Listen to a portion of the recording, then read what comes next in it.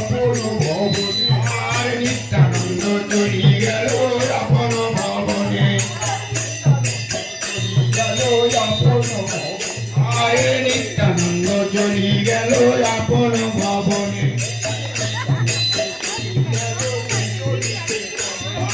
নিত্যানন্দ চলি গেল নিজ নিকটনে ভূমিতে ফেলিল ভাঙ্গ